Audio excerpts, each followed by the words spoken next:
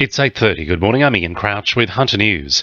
Police say they discovered more than 1,600 ecstasy tablets after being called to rescue a man who'd fallen from his boat into the water in Lake Macquarie.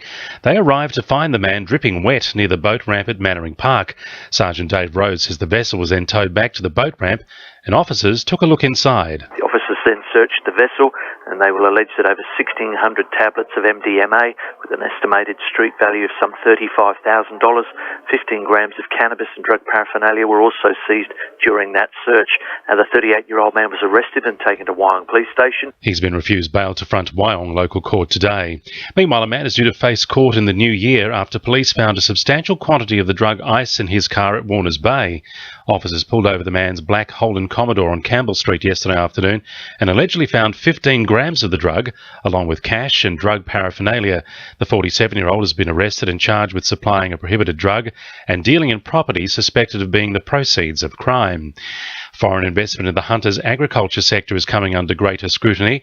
As of December 1, the thresholds for screening by the Foreign Investment Review Board have been reduced to $15 million for private purchasers wanting to purchase land and $55 million for direct interests in agribusinesses.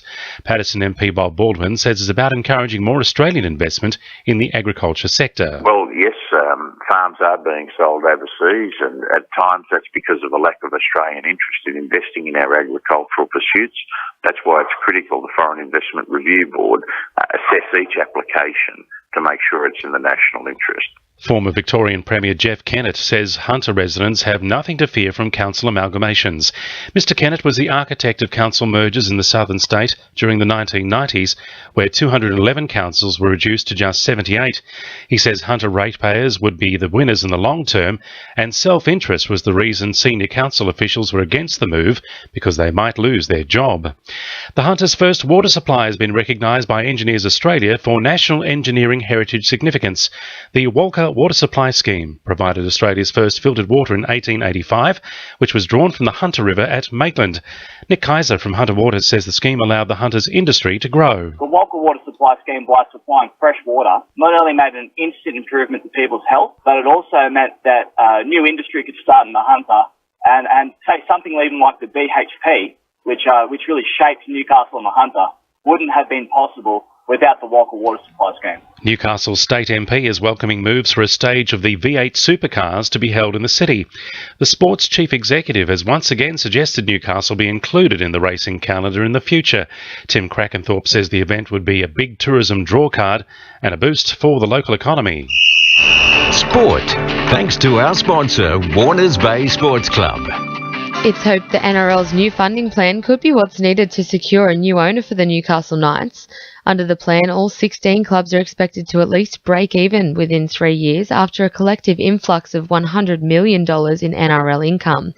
The NRL's head of club services, Tony Crawford, is confident the Knights will have a new owner by 2017.